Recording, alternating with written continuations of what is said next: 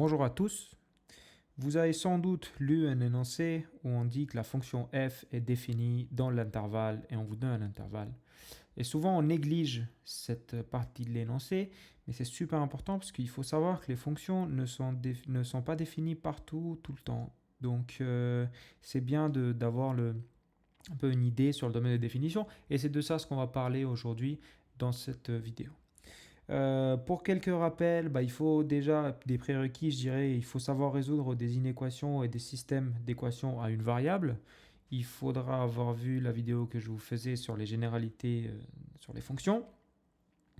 Et pour vous rappeler un peu ou vous apprendre, ceux qui ne connaissent pas, les conditions pour trouver un domaine de définition sont principalement divisibles en trois catégories. Okay, c'est le cas des racines. Lorsqu'on a une fonction qui est composée d'une racine, en fait, la condition qu'il faudra respecter pour que la fonction soit définie, il faut que l'expression dans la racine soit positive ou nulle.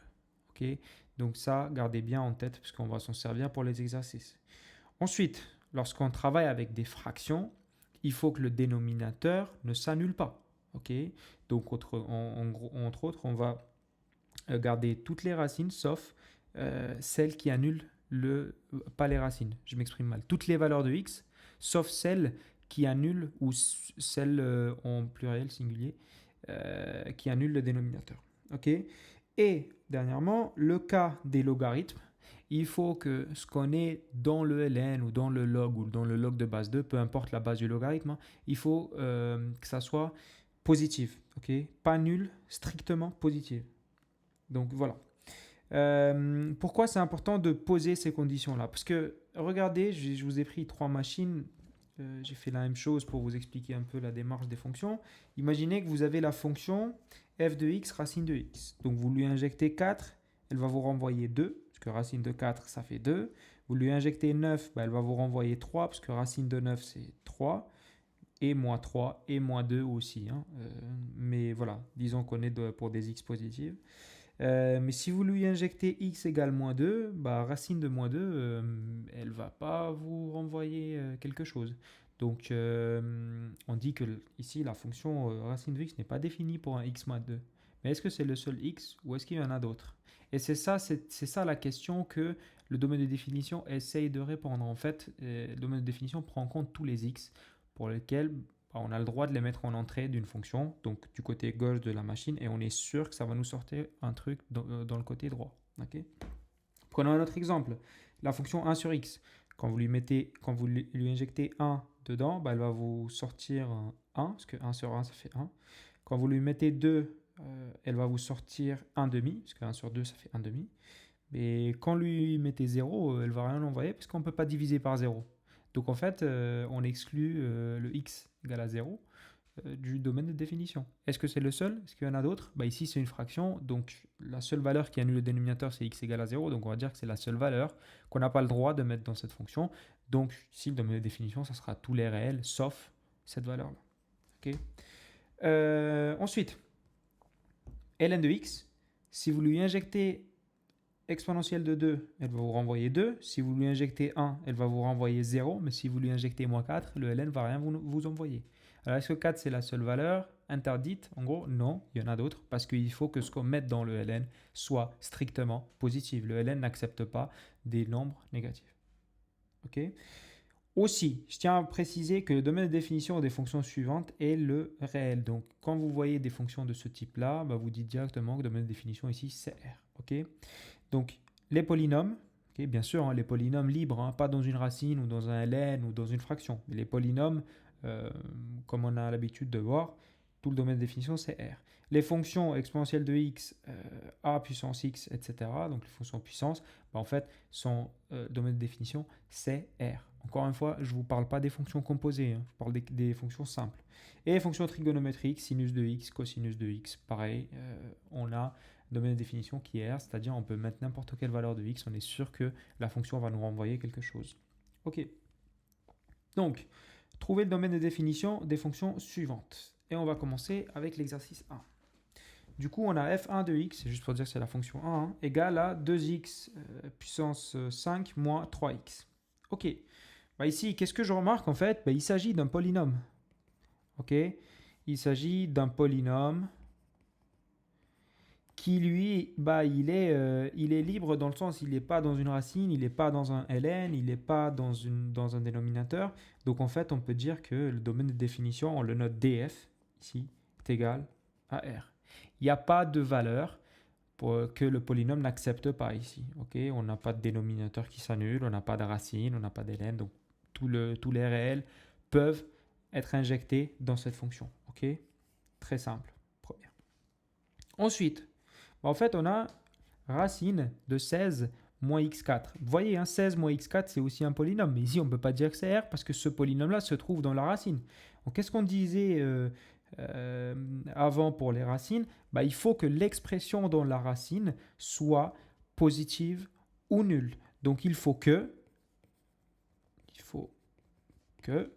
16 moins x puissance 4 soit supérieur ou égal à 0. Ok? Là, je me retrouve avec une inéquation du quatrième degré. Je ne sais pas faire. Je vais essayer donc de faire des simplifications, de modifier un peu l'expression. Et là, je vois en l'occurrence que je peux faire très bien une factorisation parce qu'il s'agit d'une identité remarquable. Donc ça, je peux l'écrire. 4 moins x carré fois 4 plus x carré supérieur ou égal à 0. Ok? Donc, j'ai vu une identité remarquable parce que je me suis dit que ça c'est a au carré et ça c'est b au carré. Donc si 16 est a au carré, a égale à 16. Et si x au 4 c'est b au carré, b égale à x carré. Donc je fais a moins b fois a plus b et ça me donne l'expression que j'ai trouvée. Est-ce que je ne peux pas aller au-delà de ça? Oui, je peux parce que 4 moins x au carré, c'est aussi une identité remarquable du style a carré moins b carré.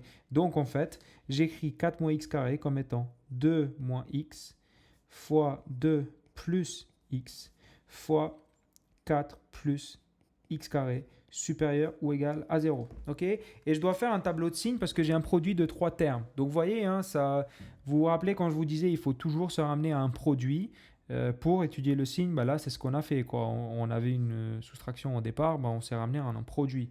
Donc là, je vais étudier chaque terme séparément, le signe de chaque terme séparément et le signe du produit. Et je vais prendre juste la partie qui m'intéresse, c'est-à-dire la partie positive ou nulle. Ok, donc 2 moins x ici, 2 moins x égale à 0, il s'annule en x égale à 2. 2 plus x égale à 0, il s'annule en x égale moins 2. Et 4 plus x au carré, il ne s'annule pas parce que c'est toujours positif. X carré est toujours positif, plus 4 positif. Donc il est tout le temps, tout ce qu'on peut dire sur celui-là, c'est qu'il est tout le temps, pas supérieur ou égal, mais supérieur strictement à 0. Ok? Donc là, en fait, on va faire le tableau de signes. Je mettrai x là et je mettrai 2 moins x, 2 plus x, 4 plus x carré, et je mettrai le produit à la fin. Donc 2 plus x fois 2 moins x fois 4 plus x carré. Ok? Donc là, je mets moins infini plus infini. Je vais mettre moins 2 et 2. Et je sais que en moins 2, mon 2 plus x s'annule. Donc, je mettrai 0 et ça veut dire que mon produit s'annule également. Pareil, en 2, mon produit va s'annuler et 2 moins x va s'annuler. Okay? Donc, qu'est-ce qui se passe pour 2 moins x? Pour des x à gauche de 2, on aura des valeurs positives. Prenez 0 par exemple, vous testez, ça vous donne plus. Donc, à droite, on aura moins. Qu'est-ce qu'on aura comme signe pour des valeurs à gauche de moins 2 pour 2 plus x? On aura négative. Parce que prenez un nombre moins 3, vous faites 2 plus moins 3, ça vous fait moins 1 et vous généralisez sur le signe. Ici, on aura plus, plus. Du coup, ici, ça sera tout le temps positif, parce qu'on vient de dire pour 4 plus x carré. Donc, le signe du produit, ça sera plus fois moins fois plus fois plus fois plus, moins fois plus moins. Okay. Donc en fait, moi ce qui m'intéresse, je m'intéresse juste sur la zone où ce produit-là, il est positif ou nul. Donc le domaine de définition ici, ça sera moins 2, 2. Ok. Donc voilà comment on fait pour trouver un domaine de définition dans le cadre d'une racine. Ici, on voit que j'ai une fraction. Quelle est la condition qu'il faudrait que je respecte pour cette fraction? Il faut que le dénominateur, en fait, le dénominateur soit différent de 0. OK? De 0. Donc, on doit résoudre x carré moins 3x plus 2 différent de 0. OK? Quelles sont les valeurs en fait qui annulent ce dénominateur-là? Il faut qu'on fasse un delta ici. Le delta, parce que c'est un polynôme du second degré. Donc, delta est égal à 9 moins 3 au carré moins 4 fois 2 fois 1. Donc, ça fait 1. Mon x1, donc ça sera moins b, donc 3 moins racine de 1 divisé par 2 fois 1, 2. Donc ça sera 3 moins 1 divisé par 2, donc ça sera 1. Et mon x2, ça sera 3 plus 1 divisé par 2. Donc ça sera 2. Je sais que pour x égale à 1 et x égale à 2, mon dénominateur s'annule. Donc je vais dire que domaine de définition, ce sera tous les réels moins les valeurs 1 et 2. Je les exclus parce que ces valeurs-là m'annulent le dénominateur, donc je n'ai pas le droit de les mettre dans ma fonction. OK? Voyons le 4.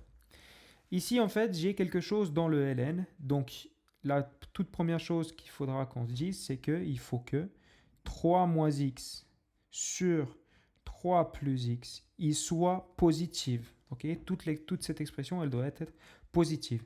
Et de plus, il faut que 3 plus x soit différent de 0. Okay? Donc en fait, nous, on ne peut pas accepter que 3 plus x soit égal à 0 parce que la fraction ne va rien nous renvoyer et du coup, par conséquent, le ln ne va pas exister non plus. Si la fraction dedans n'existe pas, le ln n'existe pas non plus. Donc là, en fait, je fais directement un tableau de signes sur la fraction. Ici, je vais écrire x, donc x, et je vais mettre 3 moins x, là, 3 plus x, et la division, du coup, 3 moins x sur 3 plus x. OK? Et qu'est-ce que ça va me donner, ça?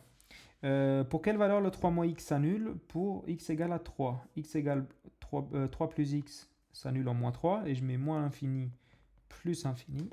Et du coup, je sais que en x égale moins 3, mon 3 plus x va s'annuler. Okay? Celle-ci, donc, ça sera une valeur interdite parce qu'elle annule le dénominateur. Pour x égale à 3, le 3 moins x va s'annuler. Okay? Donc, par conséquent, 3 moins x sur 3 plus x aussi. Okay? Quel est le signe de 3 moins x pour des valeurs à gauche de 3 positives? Prenez une valeur n'importe laquelle à gauche de 3 et vous allez voir que vous allez avoir un truc positif. À droite de 3, négative. Quel est le signe de 3 plus x à gauche de moins 3? Prenez une valeur n'importe, moins 4 par exemple, ça vous donne un truc négatif, positive, positive. Donc, le signe de la fraction, ça sera négative ici, positive là-dedans et négative ici. Okay? Moi, je veux que la fraction soit positive. Donc, quel est l'intervalle d'intérêt? Celui-là. Donc, je vais dire que, domaine de définition, ça sera tous les x, en fait, qui vont appartenir, on peut dire comme ça, à moins 3, 3. Parce que dans cette région-là, on est positive. La fraction est donc positive, donc le ln va nous renvoyer quelque chose. Ailleurs, on n'aura pas une valeur renvoyée de ln, parce qu'on sera négatif. OK? Parfait. Donc, il nous reste le dernier exercice, le 5. Et en fait, ici, on voit qu'on a une fraction. Et je vois que j'ai un polynôme mis en puissance 0,5. Donc, si vous ne faites pas attention à la puissance de 0,5, vous allez juste dire que il suffit d'enlever les valeurs qui annuleraient le dénominateur, comme on a vu précédemment. Ici, en fait, il faut écrire la fonction différemment. Parce que 1 sur 2x carré moins 3x plus 1 puissance 0,5 est égal à 1 sur racine de 2x carré moins 3x plus 1. Parce que mettre quelque chose aux puissance 0,5, c'est comme si vous preniez la racine de cette chose-là. Okay? Et ça me change tout. Parce qu'il faut à la fois que 2x carré moins 3x plus 1 soit positive ou nulle, et à la fois que 2x carré moins 3x plus 1 soit différent de 0. Du coup, en fait, on pourrait réunir ces deux conditions en une seule. Mais il faut que 2x carré moins 3x plus 1 soit supérieur à 0. Donc on ne veut pas l'égalité avec 0 si vous voulez. Même si la racine, elle permet d'être égale à 0, elle permet de renvoyer un truc, bah nous on ne veut pas parce que justement cette racine-là se trouve au dénominateur. Et du coup en fait, bah, si la racine s'annule, bah, le dénominateur s'annule et du coup on n'aura pas de valeur pour la fonction globale. Okay. Donc vous voyez, hein, la condition que je dois respecter ici, c'est celle-ci. Et en fait, on a vu comment résoudre des inéquations quadratiques. Premièrement, on trouve les racines. Donc, delta ici est égal à 9 moins 8 égale à 1. Et donc, x1, 9 moins 8, ouais, c'est ça. Moins 3 au carré, moins 4 fois 2. Donc, x1, ça sera moins 3, donc 3, moins racine de 1, divisé par 2 fois 2. Donc, ça sera 2 sur 4, ça sera 1 demi. Et mon x2, ça sera 3 plus 1 divisé par 2 fois 2. Donc 4 divisé par 4, donc 1. Okay. Faisons le tableau de variation, de signes, excusez-moi. Hop. Et là, du coup, on mettra le polynôme, les valeurs de x premièrement. Donc moins infini, 1 demi, 1 plus infini. Ici, je mettrai mon 2x carré moins 3x plus 1. Je sais que pour ces deux valeurs-là, 1 demi et 1, mon polynôme s'annule. À l'intérieur des racines, on a le signe inverse de a, donc négative. À l'extérieur, le signe de a, donc positive. Et moi, je veux quoi? Moi, je veux que mon polynôme soit strictement positif. Donc, je vais prendre cet intervalle-là, uni avec cet intervalle-là. Donc, domaine de définition, ça sera l'intervalle moins infini, 1 demi exclu, parce que je ne souhaite pas égalité avec 0, union 1 plus infini. Donc, vous voyez, c'est le domaine de définition, en fait, c'est l'intervalle qui respecte la condition posée pour que la fonction nous renvoie quelque chose. Okay. Donc, voilà un peu les techniques différentes qu'on utilise pour étudier ou trouver le domaine de définition des fonctions. C'est pas des exercices difficiles, mais je veux que vous preniez la méthode et la logique derrière, comment trouver le domaine de définition.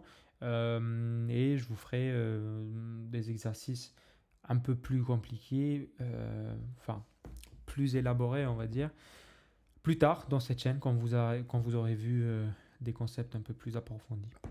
Je vous remercie beaucoup de votre attention et je vous donne rendez-vous à la prochaine vidéo. Au revoir.